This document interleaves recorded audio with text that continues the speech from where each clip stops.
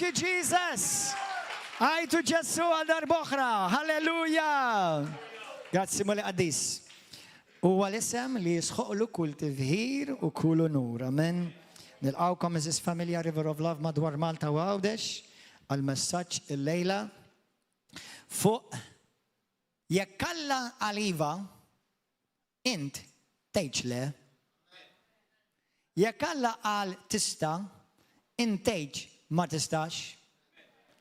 Jekkalla għal insejjer il-fuq, intejċ sejjer l-isfel. Jekkalla għal ħajr nexxilek, inti tejċ li mux ħajr nexxilek. Amen. Alleluja.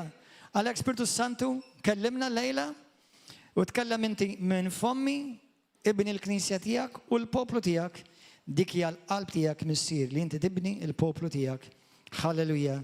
U grazzi Spiritu Santu li tatina revelazzjoni, għarfin, u mulej tatina l-erf biex narfu sew il-kelma tijak u r-rida tijak għal-ħajitna, għal-knisja tijak u għas-saltna tijak. U li l-ek kull gloria u tifħir fisem Ġesu Kristu. Amen. Fi ktib ta' numru kapitlu 11, jina waħda mill-istejjer vera li toġobni ħafna. Jekk antom għatma qrajtuha forsi smajtu xi biċċa minna, nħeġġiġkom tmorru taqrawa. Ħanaqrawa flimkien illum bħala storja. Ħanibdew miktib ta' numri 11 vers 1. Ġara li l-poplu beda jgemgem igerger u jsemma l-menti tiegħu lil-mulej u l-mulej semaħħom. U xel bil-illa ġifier rabja magħhom kien irrabjat imnikkel. U batilhom in-nar u ħarqilhom it-truf tal-kamp. Ingazzaw il-Alla li għandna Ġesu Kristu għax Alla ma jdux jaġixxi mal-poplu tiegħu hekk illum. Amen. U l-poplu għajat lil-Mose u dan talab għalihom lil-mulej u n-nar intefa. Mose kien, il-skrittura tal-Lut, fil-ktib tal-Lut, tgħidilna li Mose kien fidil fuq id-dar tal-Alla, fuq id-dar tiegħu, bħalma llum Ġesu Kristu huwa fidil fuq id-dar tiegħu, differenza li Ġesu Kristu daħal fin-nar għalik. Amen, mhux biss talab lin-nar ma jiġix fuqek jew ma tgħaddix jew ma tmurx fin-nar. Amen. Imma Mose kien pratikament l-ikbar profeta fost il-profeti l-oħra kollha mill-lat ta' importanza number 1 għandna l-ewwel 5 kodba kitebhom hu. Sewwa huwa il-profeta maġġur speċjalment għall-Lut. Okay? U l-poplu għajt il-Mose u dan talab għal-jom il-mulej u n-nar intefa' ġifieri interċeda għal-jom. U Ġesu illum bħalma tgħid fil-ktib tal-Lut kapitlu 7:25 il-mulej kontinwament jinterċedi kuljum għalik. Amen. U dak il-post semmewh tabera għax qabadġo nofshom nar il-mulej. U dik il-qabda nies li kienet magħhom kienet mikluba għall-ikel, ġifieri kellhom dittaqalhom żaqhom. U wlied Iżrael ukoll bdew jikbu jgħidu min se jitmana il-laħam. Niftakru l-ħut li konna nieklu fl-Eġittu b'xejn u l-ħjar, il-battieħ, bħalissa qed niklu l-battieħ is-sajf. Halleluja. Il-kurrat, il-basal u t-tewm. Tara anka daw kienu jeklu t-tewm, ma l-ek nħobbu t-tewm jien.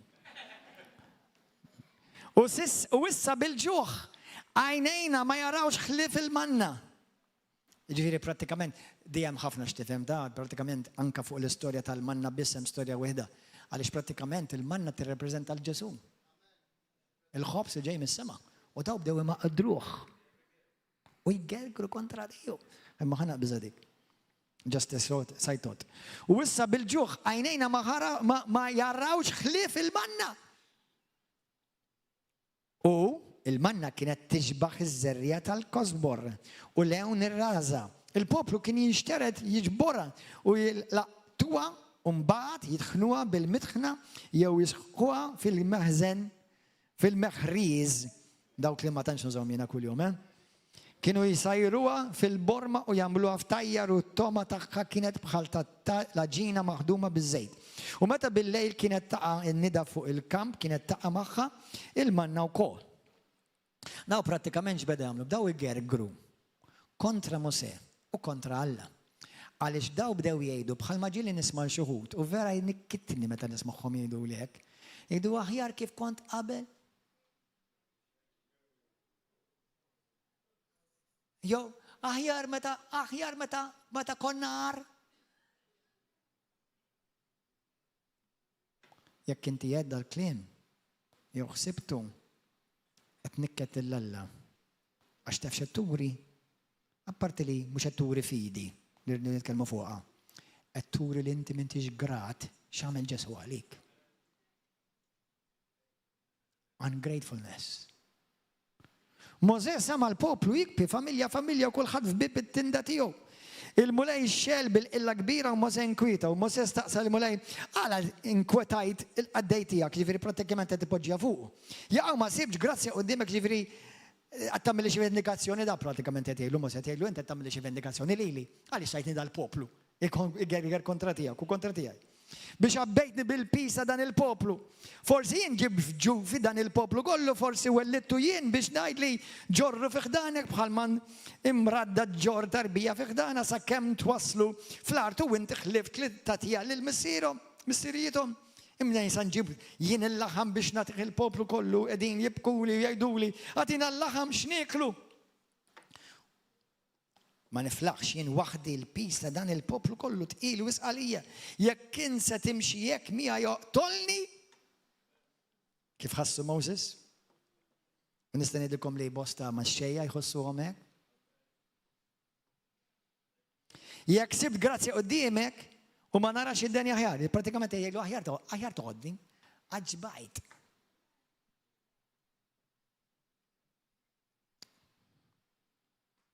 U l-mulej għal il-Mosè iġbor li 70 mill-anzjani ta' Izrael li jintaf li huma xjuħ u għandhom il-ħila li gvernaw u laqqaħħom fit-tinda tal-laqgħa hemm joqogħdu miegħek u jien ninżel u nitkellem miegħek hemmhekk u nieħu mill-ispirtu li hemm fik u nqegħdu fihom. U huma jsaqsu miegħek jaqsmu miegħek il-peace ir-responsabilità ta' dan il-poplu u ma terfawx int waħdek.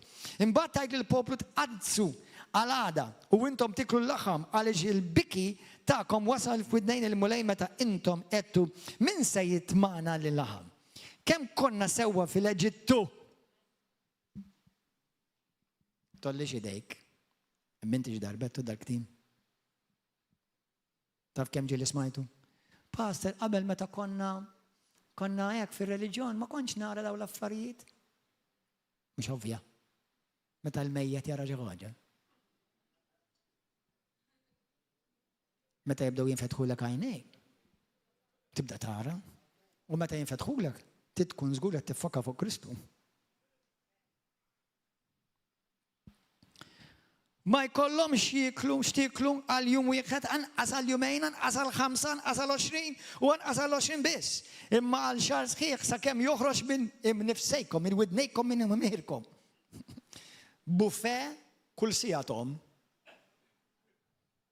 Għax tmellejtu lill-mulej u qiegħed f'nofskom u bkejtu quddiem u għedtu għalfejn ħriġna mill-Eġittu.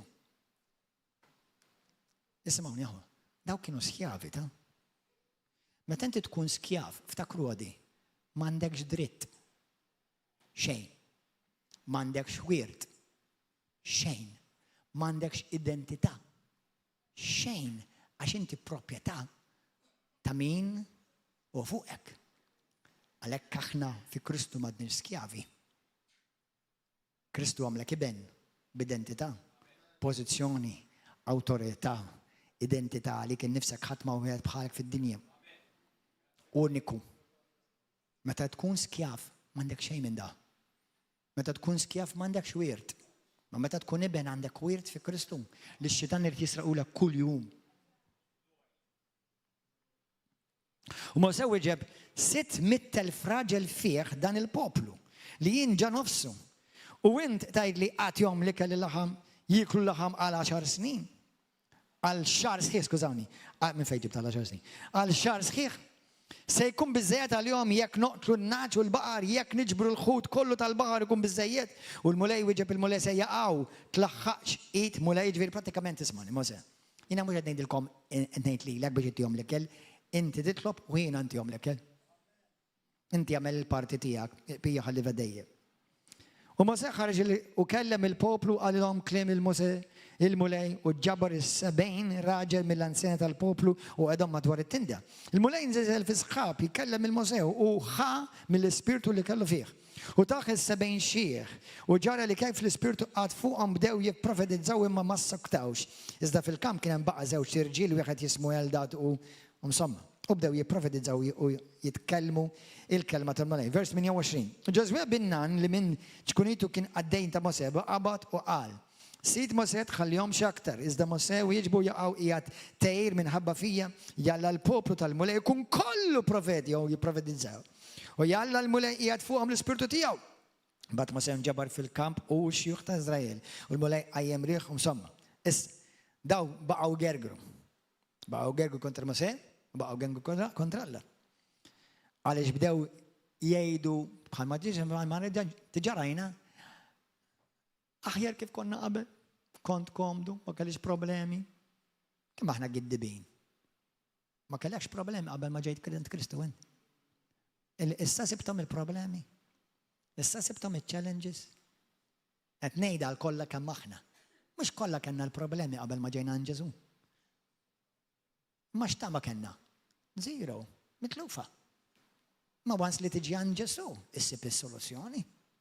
U inti kif ħat ikberina u inti kif ħanikbru fil-fidi li Alla rrit li l-poplu tiegħu Iżrael jikber fil-fidi. Meta inti ma tiġix iċċalenġjat, kif ħadd tkun taf li l-fidi tiegħek vera topera, taħdem. Xi ħaġa l-bira ħedtilhom fil-Bible College u ħanejdilkom hija din.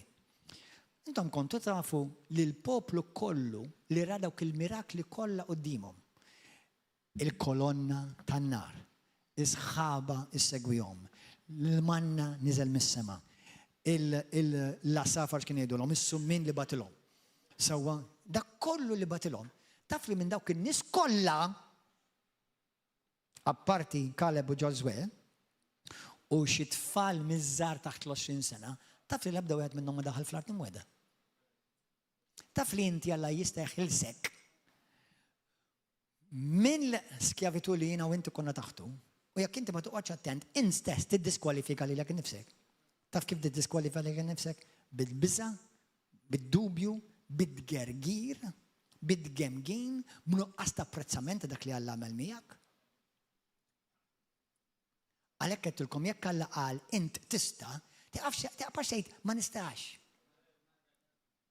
Jekk Alla qallek dawn huma l-wedit tiegħek, aqbadhom u ħudhom, taqgħux tgħid ma nistax u ma niflaħx u mhux kapaċi. Mhux bil-kapaċità tiegħek, bil-fidi fil-kapaċità ta' Kristu. Mhux bis-saħħa tiegħek. Alla jaf li jiena u inti maħna xejn, ma aħna kapaċi għal xejn waħedna. Bis-saħħa biss tiegħu. U għalhekk inti rid l-unika ara, ħanilek l-iskrittura ta' fuqha, ħafna minnkom tafu x'sajt. Lut kapitlu 11 vers 6 hija impossibbli toġob il-Alla nar fidi. Kulħadd jgħidha għax l-iskrittura tgħidha dik mhux qed ngħidha. Impossibbli toġob l-Alla mingħajr fidi. Il-fidi, l-lum għamilt pawż żgħira u xogħol minnkom ix-xejjajtuha. Il-fidi dejjem tħares lejn il-weda. Mhux lejn il-problema. Moħħkom erġejda jgħid. Il-fidi tħares lejn il-weda mhux lejn il-problema. Il-fidi tibnik. Id-dubju, il-biża ikkisrek. Għalhekk fl-iskrittura hemm fejn tajt għandu jkun Ġożwe jgħid f'dak l-istess kapitli jgħid lim rapport ħatemnu. Whose report will you believe?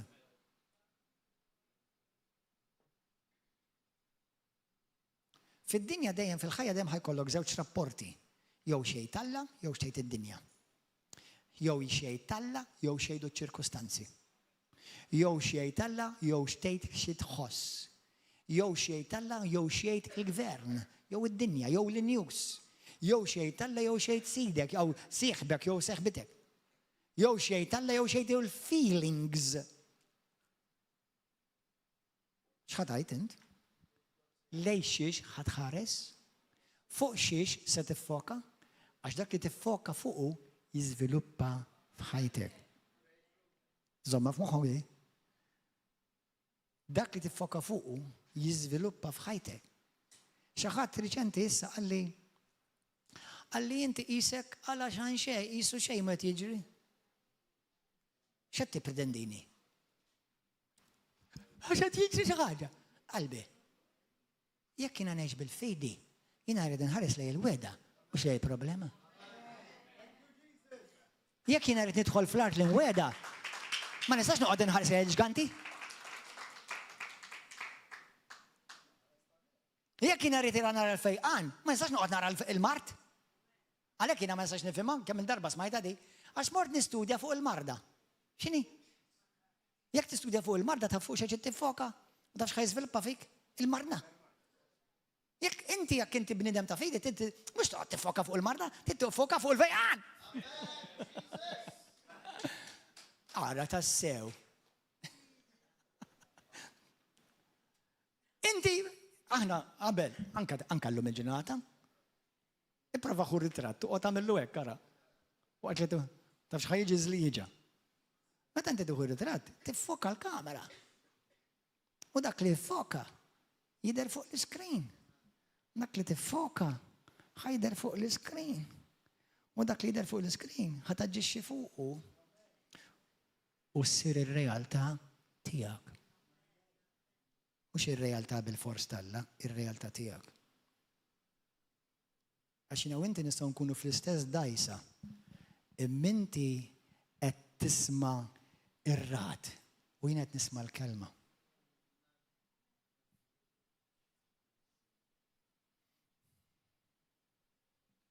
Kull ħaġa li isma' ħadi, kull ħaġa li titmalek is-sensi naturali tiegħek, il-ħass, il-vista, is-smieħ li titmalek is-sensi naturali tiegħek. ħaġġibek dawn, ħatwaqqalek il-kuraġġ, ħatwaqqalek imma kull ħaġa li inti meta inti tiffoka fuq xejn il-kelma, tisma' biss xejn il-kelma, tisma' r-rapport xejn il-mulej fis-sitwazzjoni tiegħek, inti ħatħeġġeġ, ħatinkoraġġi ruħek, ħatinbena, ħatgħola, ħatissaħħaħ, ma taqtax qalbek. U apparti li jkollok il-ladu kontra tiegħek, ikollok lilek kontra tiegħek. Inti taħseb li l-ewwel darba li tissib problema f'ħajtek? Inti taħseb li inti l-ewwel knisja li qed tiffaċċja ċertu challenges? Inti taħseb li inti l-ewwel familja li qed tiffaċċjaw ċertu trabil?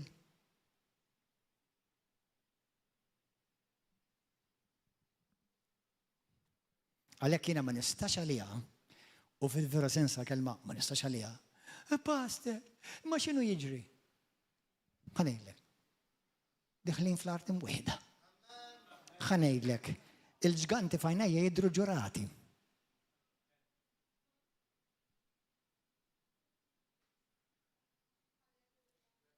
Inti tittażel fuq xiex ħatħares. U dak li tiffoka int jiżviluppa f'ħajtek. Ix-xitan ilu jipprova jkisser il-Knisja 2000 sena. Mhux ħajrnexxielu. Għax Kristu qal, is-sisin tal-infern mhux ħajjerbu l-Knisja tiegħu. Amen. Għaddiet minn persekuzzjoni l-Knisja? Aqra l-2000 sena storja? Għaddiet minn challenges l-Knisja? Kull Knisja, kull familja, kull bniedem. Anke jekk ma jkollokx il-Kristu xorta ħad għaddem il-challenges, imma Kristu għandu r-risposta biex jagħmlek rebbieħ. Amen? Halleluja. Aħna rridu għaw ċati jikber fil-fidi. Ejli, come on, kun onest. Kif taħseb li ħadd ikbillek il-fidi inti? Billi toqgħod tikkwota l-Bibja biss? Le mhux biex temmen falla, x'an kaxxitan jemmen falla. Li meta tiġi l-battalja, tpoġġi fil-prattika dak li inti lek tgħid li tistqarru temmen. Hemmhekk ħadd tikber fil-fidi, għax tikkwota skrittura kulħadd kapaċi taġixxi fuq l-iskrittura ħafna ma jagħmluhiex.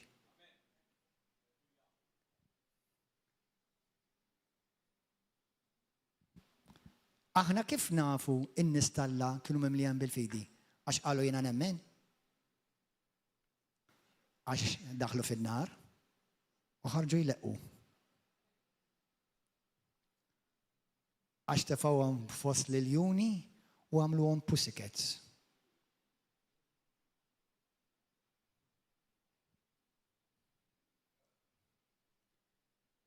Għax ġew qudiem il-ġganti u min kellu l-fidi rawhom biss bħal ġurat.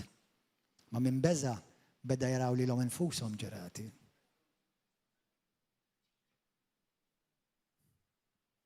Jekk inti tidħol fl-art li mweda tiegħek, tħallix qatra biża' fik.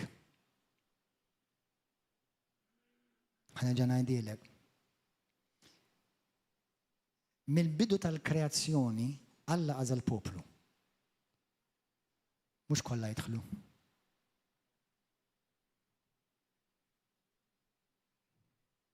Mhux kollha jsalvaw. Mhux kollha jaqbdu l-wedi tagħhom li Alla wedu. Ma dak li jaqgħu iffokati fuq x'qal Alla, xwija Alla, fuq Kristu.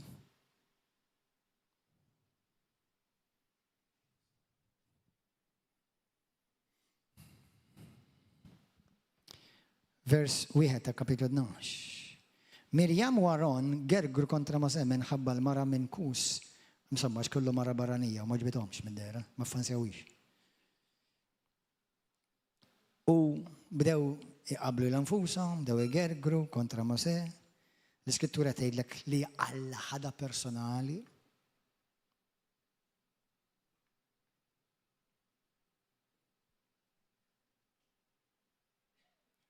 Għalhekk ħantikom kelma ta' ħabib. Jekk tista' ktibha u għamilha poster u għamilha gwarniċ għad-dar. Żomm postok. Kun responsabbli għal emilek. Għax għal dak biss itta tirendu kontent. U li jekk Kristu vera ġej fil-ġenerazzjoni tiegħi u tiegħek, x'ħadd mor tgħidlu? Għax id-diaknu offendini u għax il-pastor ma qbilx miegħu u għax il-sister weġġatni. Għall-ebda wieħed minnhom minn taħt tirrendiku. Għalik biss.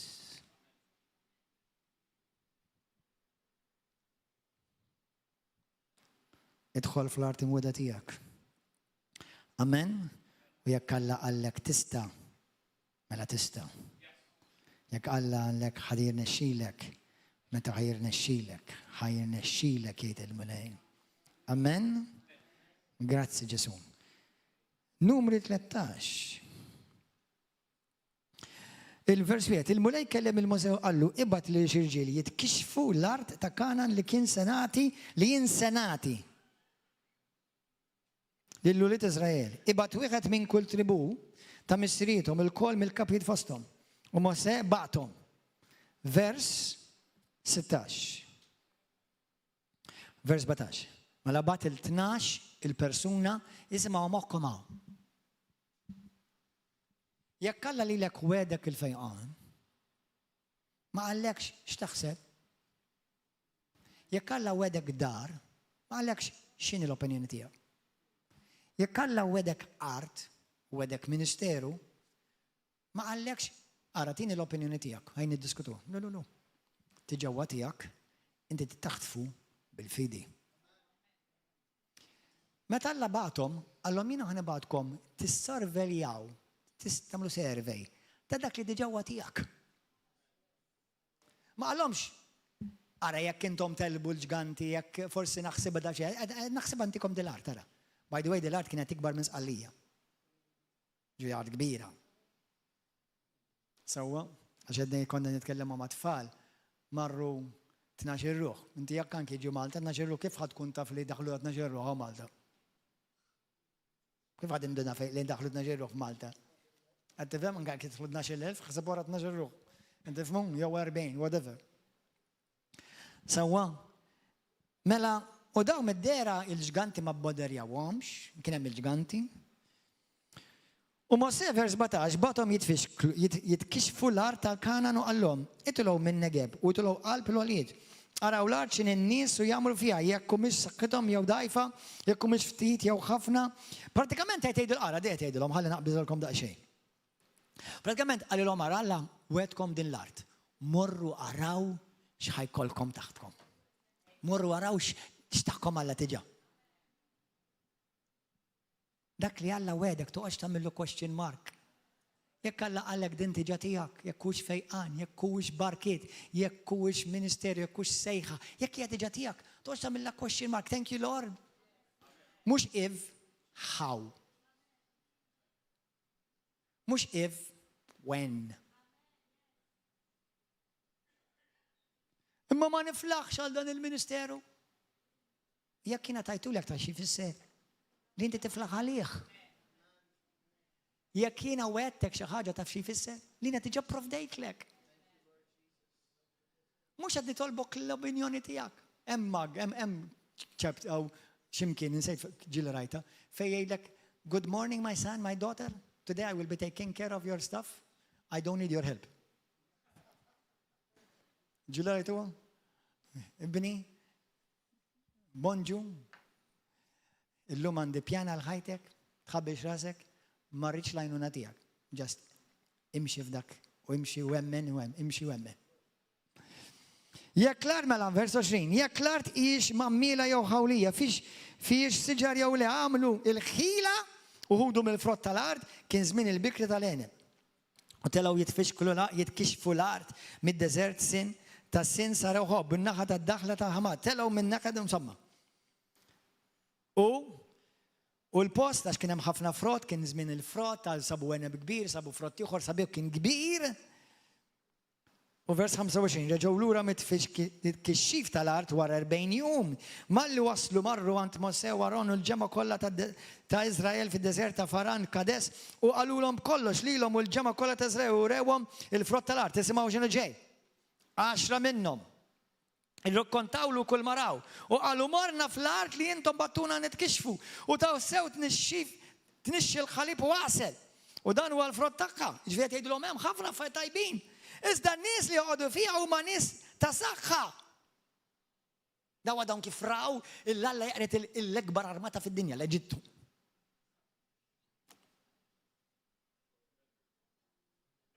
Kemm jinsa l-bniedem hu?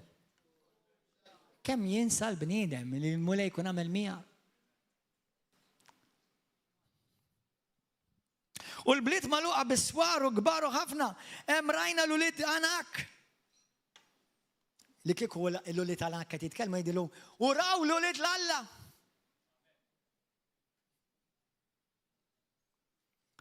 U l-Amalekin u jamru fin-Negeb il-ħitan u l-Gebussin u l-Amurin, jamru fuq l-Olijiet u l-Kanin u jamru n-naħa tal-Baħar u xtud tal-Ġordan.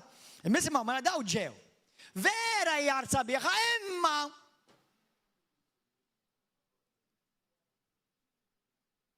ekk tgħidlu l-Alla imma jibsa, imma diffiċli. Imma qatt ma mela di. Imma tweġġa. Imma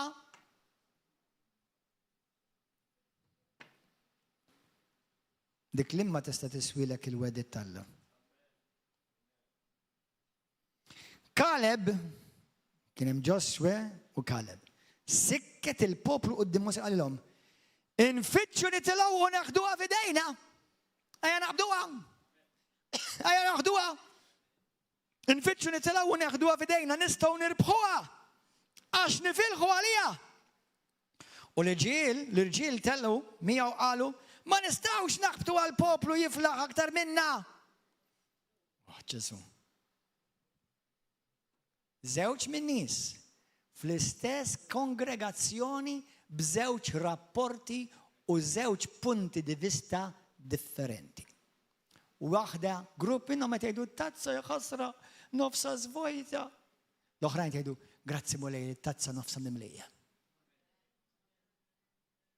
Liema rapport oġbu lil mulej taħsbu? U xerdu xnija ħażina fuq l-art li marru jitkixfu lill-ulied Iżrael. U qalulhom, l-art li dħalna fiha biex nitkixfuha tibla lil kull min imur jammar fiha u l-poplu kollha li rejna f'nofsa huma razza ta' nies twal. Żgur ma niġix minnhom hi. Hemm rajna l-ġganti. Hemm rajna l-ġganti. U li Anak ġejjin mill-ġganti. U ħassejna ruħna bħal ġradijiet. Ara jaħasra kemm kienu bola ta'.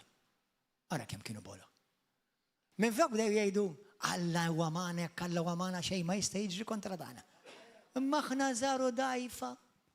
Kif ħanelbu dal-ġgant? Min qallek biex telep il-ġgant? Alla qallek mur aħta fl-art, ħalli l-ġgant fidejh.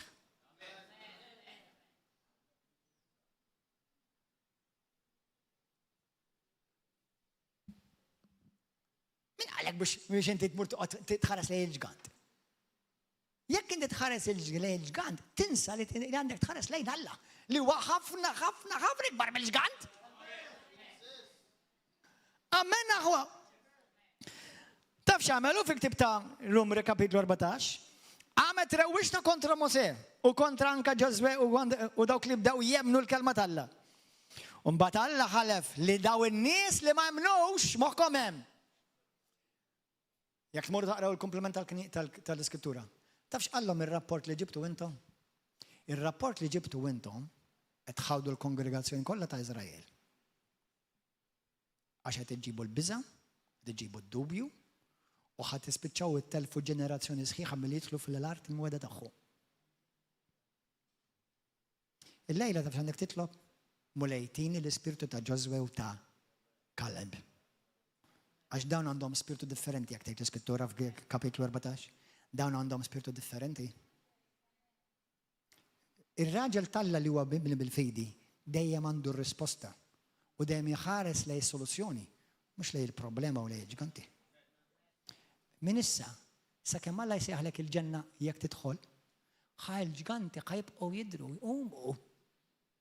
Imma inti tiftakar l-akbar ġgant huwa miegħek. Anzi, jinsab fik għax akbaru dak li hemm fik minn dak li hemm fid-dinja. Halleluja. Grazzi Ġesu. Glorja lilek Abba Missier. Mamma mia. Għalhekk imbagħad jekk aqraw komplement, il-poplu ma dabdew jisimgħu rapport ħażin, ismawni. Mexxejja, elders, deacons, responsabbli, ara ma toħroġ kelma waħda minn fomkom negattiva. Mhux li tkun qed niktu lill-Alla.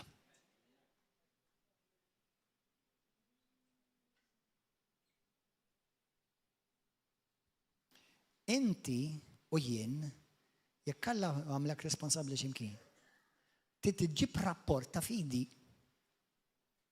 Mhux ta' feeling, mhux ta' biża', mhux ta' kif jidhru ċ-ċirkostanzi. Aħna nitolbu għar-revival. U tajjeb li titlob għar-revival. Aħna rridu l-Knisja tikber u hekk għandu jkun u hekk ħajkompli jiġri. Bla dubju, laqas għandi dubju wieħed. Halleluja. Imma ninsew li jekk inti taqra r-revivals kollha tal-istorja tal-Knisja fl-2000 sena, ir-revivals kollha seħħew fi żmien ta' turrun lib. Ibda minn qatti wieħed. Persekuzzjoni kbira kontra l-Knisja u l-Knisja ġarala kibret. Ruxmat ġuħ u waqt fuq il-pajjiż, il-Knisja kibret. Fi żmien il-COVID, River of Love komplet tikber. Fi żmien il-problemi li ngħaddu kull staġun, il-Knisja ħadd komplet tikber. That's it. Għaw xi ħadd għandu l-ispirtu ta' Ġoswe u ta' Kaleb u l-idea. Halleluja! Amen! Amen! Anta li xaħseb il-mulej jgħidlek jien nitaxxa meta nisma' l-poplu tiegħi jemmen dak li nemmen u ngħid jien. Halleluja! Ħanarikom skrittura u ħanet qarbu fl-imkien. Għaliex ħanet qarbnu l-lum wara dal-messaġġ? Għaliex kult qarbina huwa opportunità ta' bidu ġdid. Amen? Profetikament, kult qarbina hija opportunità ta' bidu ġdid. Imma les li tikkoopera mal-Alla u kif ħankun naf li ħadd tikkoopera mal-Alla? Once li jiena naġixxi bil-fidi fuq l-miktub. Biss.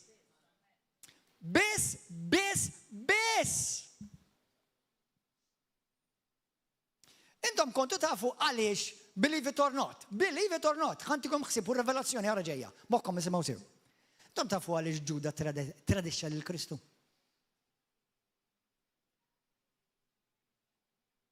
Ġesu ma kienx jaf li Ġuda kien ħajtradi ħalli ġażlu.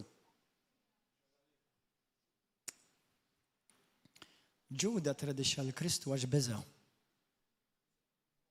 Għax mela liħ li Ġesu ġi biex jeħles il-lut minn taħt il-ħakma tar-Romani. U għal mela ħampoġġi f'sitwazzjonina ħalli bil-forsi kollu jiġġielet. Naktar li beda jaħseb Ġuda dan. Konti da fl-iskuteli. Ħsib wieħed ipoġġilek id-demonju u jaqilek u jiżvijak.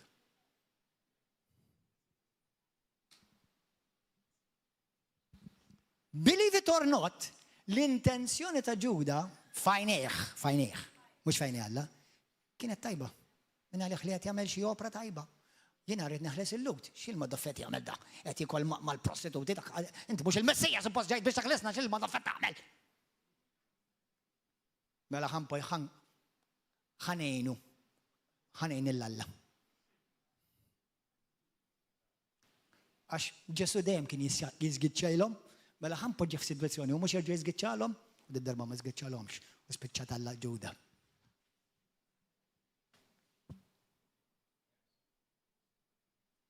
Itlob l-Ispirtu Santu jżurek.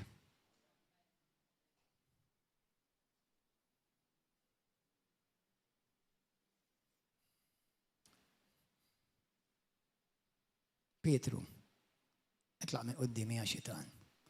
Għax inti m'għandekx ħsibietek mhux fil-pjan tal-Alla. Imma jiena rridlek il-ġid. Dak x'taħseb int. Jiena ġejt biex nagħmel rida tal-Alla.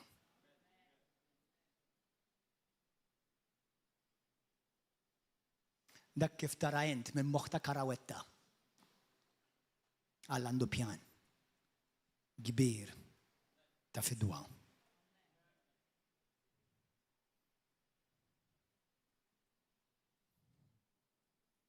Iż-żmien li ħatgħaddi minnu ħajkun żmien ibes.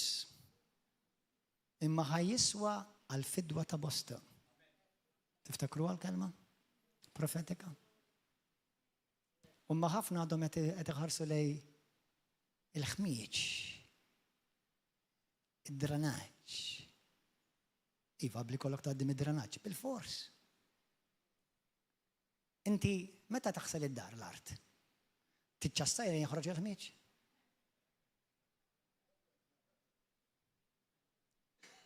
Ejja nużaw naqa' common sense. Jekk inti qed taħsel l-art id-dar. Ejn nagħmlu mod taħsel darba dartej fil-ġimgħa. Inti tiċċassak kif tara trapp, jara mela u trapp. Għalhekk qed tnaddaf. U la tkun qed tnaddaf. Ħajn għal ħmieġ. Jista' jkun Alla qed inaddaf. Imma għandu skop. Alla jħobb il-kulħadd. Ma mhux kulħadd jikkoopera mal-pjan tal-Alla x'jaħseb li jixtieq jgħin lill-Alla. Imma di mhux ħanejnek jien Alla, ħanejnek x'na nagħmel. U tispiċċa titgħallaq barra mill-pjan tal-Alla u titgħatterend għandha kont l-Alla.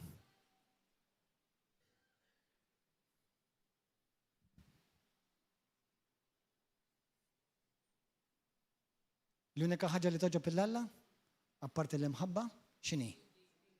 Il-fidi. U l-fidi taf x'instema' xejn tal-Alla. Taf x'inhu l-aġir tal-fidi? Kif xi jridek tagħmel Alla. Meta jiena rrid nħares lejk jekk vorek kux qed timxi bil-fidi int, mhux inbilli tgħid li jien għandi ħafna fidi. Ma jfisser xejn, believe me.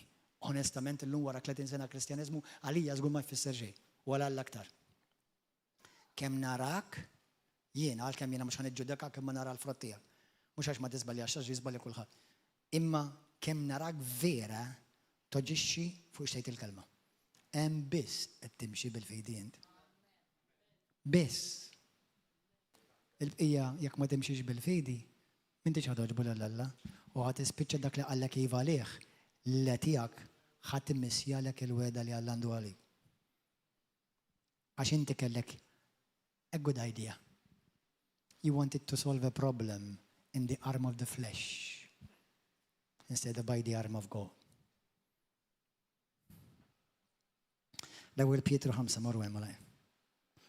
U ħanet qarbnu.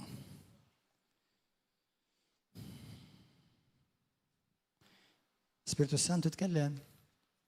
U l-Ispiritu Santu jgħid titkellem da. Intom tindunaw Alla lil minuża? Lil minuża Alla. Nies li jiena u inti żgur ma jikkwalifikawx f'għajnejna. Kien jikkwalifika Mose? Qattil, kawerd u jlaqlaq.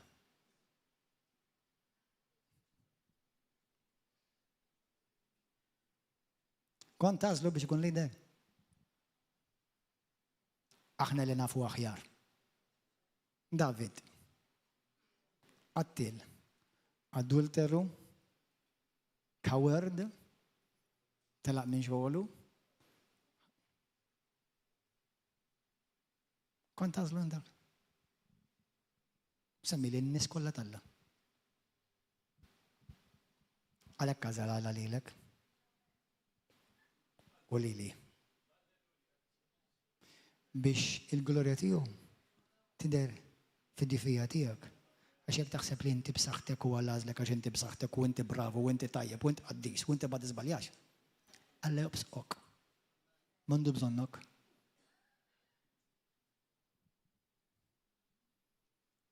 X'ħad tħares lejn il-ġgant? Jew il-ġgant Alla. X'ħad tħares lejn id-dnub?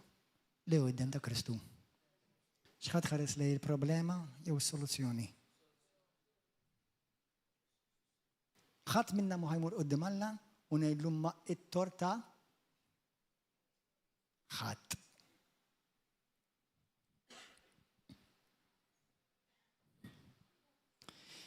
L-ewwel Petru 5. Vers 8. Kunu meqjusa wassu, għax l-għadu tagħkom ix-xitan qisu li jun jgħajjad idur u jfittex lil min mhux se jikdem ta' jibilek. Mhux jikdmek, jibilek. Mhux inigżek, jibilek. Mhux iferik, jibilek. Mhux jagħmellek ferita żgħira, jibilek.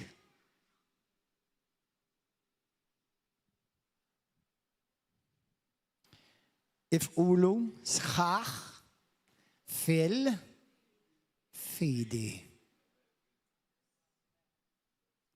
Ifqulu sħaħ. X'inhu r-rapport tal-fidi? Tajjeb. X'inhu r-rapport tal-fidi? Fejqan u saħħa. X'inhu r-rapport tal-fidi? Prosperità u paċi. X'inhu r-rapport tal-fidi? Xalom u saħħa. X'inhu r-rapport tal-fidi? Sejr il-fuq u għandi suċċess. X'inhu r-rapport tal-fidi? Kollox nista' permezz ta' Kristu li qawwini. X'inhu r-rapport tal-fidi? Alla qed jaħdem kollox għal ġid tiegħi. Għax jiena nħobbu u jiena msejjaħ skont ir-rieda tiegħu. U peress li kien tiġara l-futur tiegħi ma waqax minn fuq it-tron.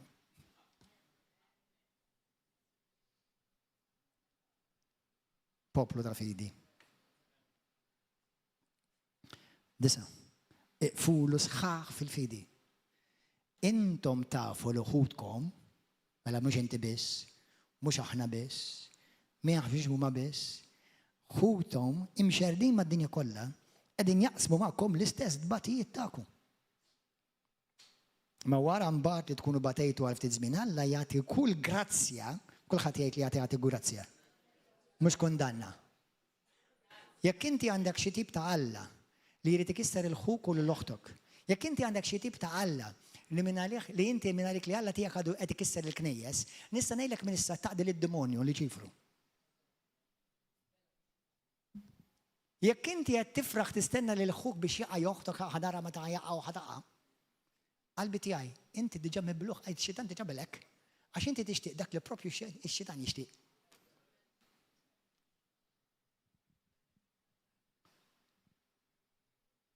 Ftakru x'ġaralu x'kien jismu dak li fl-istorja ta' Ester li prepara Haman. U attent li ma jmux jiġilek bħal Haman. li qed tistenna lil ħuk jitgħallaq u dak li inta tistenna ġej fuqek. Tispiċċa titgħallaq int.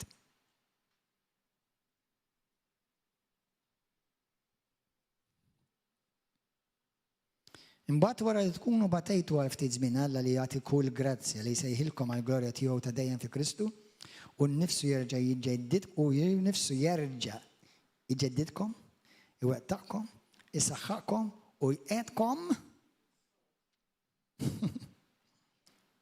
Glorja l-mulej. Ħammur nismaħħa il-preach, għal-vera taġobni, ħammur nerġa' nismaħħa. Iqedna fis-sowt. Tiegħu hija seta' għal dejjem. Amen. Amen. Hallelujah. Amen. Lesti nitolbu għama. Lesti tidħol fl-arti mweda? Imma tittiqaf tħares lej il-ganti. Tittiqaf tħares lej il-problemi. Titkellem xiejt Alla. X'qallek Alla? Idħol, aqbad u ħaħtaf. Dak li inti ġawettek. Ma Alla ma jridekx tiġġielet għal dak li Alla tiġa rebaħ għalik. Alla ma jridekx tiġġielet għal dak li tiġa rebaħ għalik. L-ikbar ġlieda ta' fejn tkun bejaw u bejaw. X'ħatemmen jew x'ħajbżommok il-bott mill-weda tiegħek, titlef fil-arti weda tiegħek għax irraġunajt. Għax minflok emment u għagġiċejt fuq dak li jgħid l-iskrittura u l-Bibja, il-kilma tal-fidi, tispiċċa ġaġġixxi bil-bizza, bid-dubju u x'qalu ma qalux u x'ġara u dal il-ħoss u dik il-ħoslam u din il-battalja u din il-maltempat. Aħna għandna Alla super professur fil-battalji, super professur f'kollox, f'kull situazzjoni. Amen? Alleluja. Alla ma qatax qalbu minnek. Għadu ma qatax qalbu minnek. Jista' jkun li oħtok qatat qalbu minnek, ħuk qatat qalbu minnek, ir-raġel tiegħek, il-mara tiegħek. Imma Alla għadu ma qatax qalbu minnek. Għadu ma spiċċax. He is doing a mighty work in you. Because he is, ħobnejda ħafna l-iskrittura, Romani 8 vers 28. He is causing all things to work together for your good. Because you have loved him and because you have been called according to his purpose. Alla tikkawża kollox biex jaħdem għal ġid tiegħek. Għax hu jaf li int ħabbejtu u la jaf li int ħabbejtu dak kollu li ħajjiġri madwarek ħajdawru għal ġid tiegħek u għal glorja tiegħu. Halleluja. Amen. U jekk li tridi noqgħod nikpi u jiddispjaċini, nok mur ħabbat bi ieħor. Jiena raġel ta' fidi, mhux raġel ta' feeling.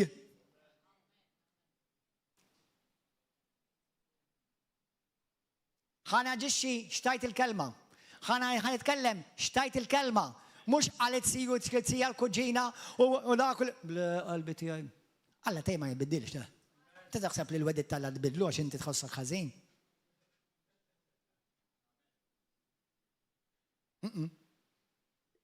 Alla ma tbiddel xejn, int biddilt.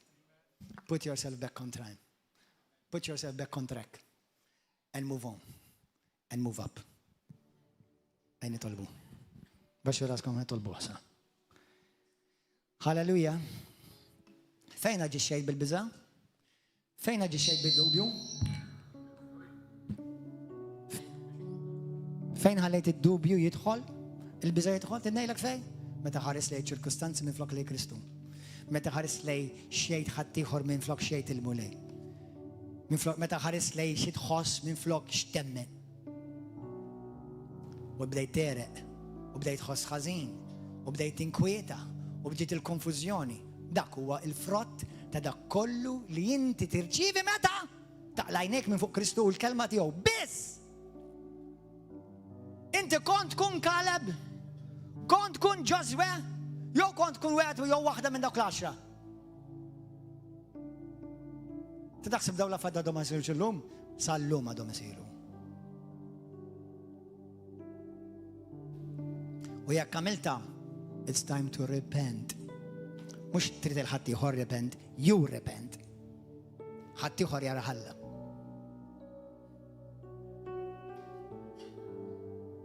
Alla ma taf x'inhu jagħmel ma' dik u ma' dak u mal ieħor. X'inhu miegħek qiegħed inti tkun taf. Amen? Il-mejda tal-mulej illum ħanamluha għalhekk għaliex? Għaliex il-mejda tal-mulej hija profetikament hija bidu ġdid. Kull meta titqarben għal qed jgħidlek qed nerġa' ntik ċans għal bidu ġdid qabel ma titlef kollox. U jekk ma timxix bil-fidi kollox titlef. Għedin qed ngħidlek fuq mhux ħanejdlek ħanaħlef imma kważi. Daqs tgħid il-kelma. Timxix bil-fidi u ma tarax il-wedit tal-lalem. U tibda tiġġustifika kollox. Onora lill-Alla, pożizzjonari lek innifsek f'pożizzjoni favorevoli u imxi fuq il-kelma tal-Alla u l-kelma tal-fidi. Ħalli tirbaħ. Għaġina u inti msejħin biex inkunu rebbieħa. F'kull sitwazzjoni, f'kull ċirkostanza. Amen?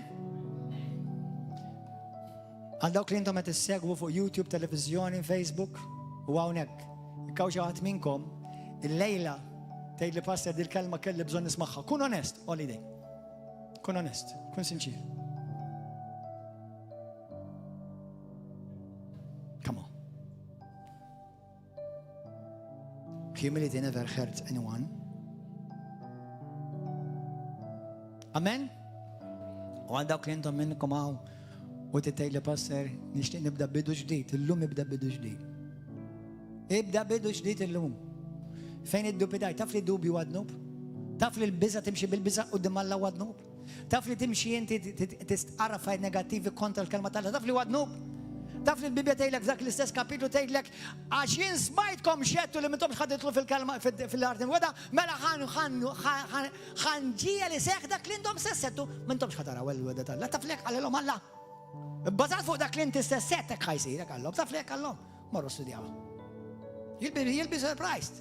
Mux sab xejn l-iskrittura tgħidlek fil-ktib tal-Proverbi kapitlu 18 vers 21 tgħidlek oqgħod attent għax fil-żina kemm il-ħajja u hemm il-mewt. U kull min uħobda l-sin joqgħod attent xi jgħid għax inkella ħatikol il-frott ta' dak li nstessettajt. U apparti li qed tgħid inta u xi wħud minnkom qed tgħiduh ma' ħadd ieħor biex tiżaraw iktar valenu. U għal minn m'għamilta mur indem għax Alla ra kollox.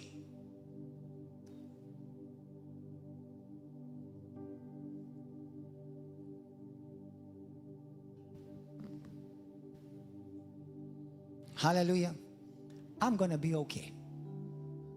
Are you going to be okay? Have you chosen? Choose this day, says the Lord. Choose life or choose death. Choose blessing or choose cursing. What you choose, you will taste. Not your pastor or your mother or your husband or your wife. What you choose, you will taste. You will eat. I know what I'm gonna eat. ħanikol il-kelma tal-fidi li s-saxħaxni u tibnini. Ma jfissix mux ħajkoll sfidi għax menti timxi bil-fidi. Ma jfissix li ma jkollok sfidi ta'. Imma mek kun taf mbaċ fidi għandek meta tiġi l-sfida qudiemek. Amen? Kulħadd jgħid talba wara minn qalbek u speċjalment jekk int illum tittati ħajtek il-Kristu għall-ewwel darba ejda minn qalbek dit talba. Minn qalbek. Biex mingħajr Kristu tmur dritt l-infern. Kristu qed jitkellem illum għall-Knisja tiegħu. Aħna qed ngħixu fi żminijiet diffiċli u qed ngħixu fi żminijiet perikolużi.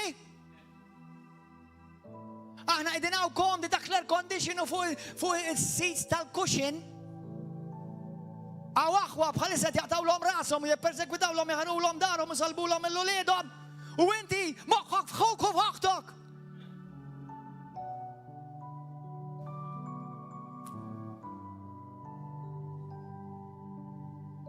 U taħseb li għaddej minn żmien diffiċli. Tix nibatuk ġewwa Gaza ħalli tkun taf xi tfisser diffiċli. Trid nibatuk l-Indja fejn jiġi persegwitati l-ġmata Kristjani joqtlu ma' xejn. Trid nibatuk il-Pakistan inħallaslek one way trip għax bint ħaġa jkollok round trip żgur. Ħadd taf xi tfisser żmien diffiċli. Jiġu għalik mob ta' nies biski kienu jqattaw biċċa biċċa. Waqt li qed tajja u twerżaq għadek għaj. Dak żmien diffiċli. Aħna kindergarten hawn. U xorta waħda xi għaw min irid jagħmel minnu rebus u taħsbu li xi wħud minnkom ma nafafx nkun naf. Aħseb wara, Alla wkoll jaf.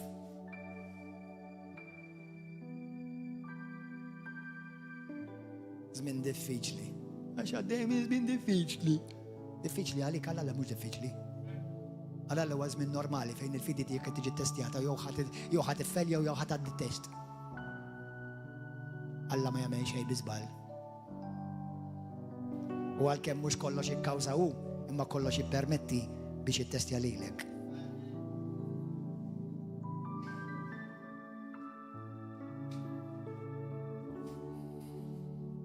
Amen?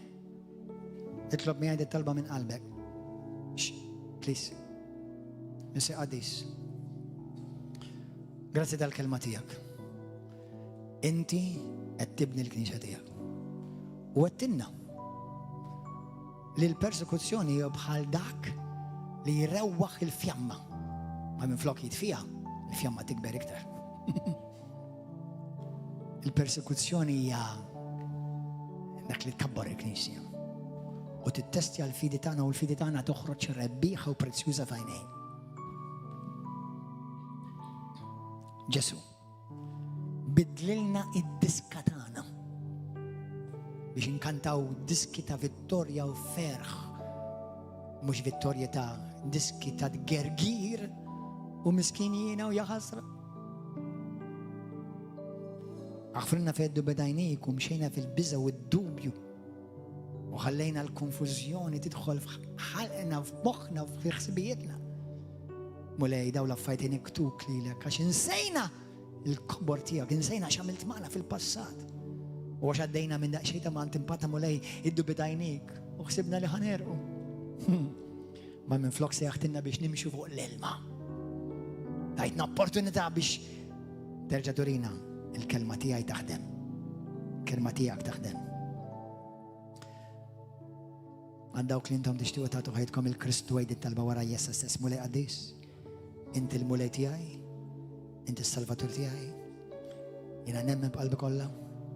Ġesu inti s-Sid tiegħi u s-Salvatur tiegħi u mingħajrek ma jien xejn. Aħdem fija u għamel minni dak li trid int u li jġib glorja lilek. Ġesu, nemmen fik b'qalbi kollha li inti s-Sid tiegħi u s-Salvatur tiegħi u li tassew mit fuq dak is-salib u li fuq dak is-salib inti ħadd id-dnub kollu tiegħi ma tikkondannanix. Ħadd fuq hekk il-mart kollu tiegħi biex inkun infejjaq. Ħadd il-mistħija u l-kundanna kollha tiegħi biex inkun iġġustifikat. Fik mulej, għalhekk mill-bidu sa tmiem lilek biss kull glorja u tifjir. Missier f'isem Sidna Ġesu Kristu u bil-qawwa ta' Spiritu Santu. Amen. Għal dawk li intom qed dik it-talba l-ewwel darba. Insalvat, maħfur, ismek ġie miktub fil-ktieb tal-ħajja. Illum bidu ġdid. Ara x'inti tiffoka, ara x'inti tiddikjara u joħroġ minn fomok. Ara fuq xi xed taġixxi. Ara xed tħalli jiġi ħadd fuq idnejk li jaffettwalek qalbek. L-għażla f'idejk. Bija dak kollha li intom fuq YouTube.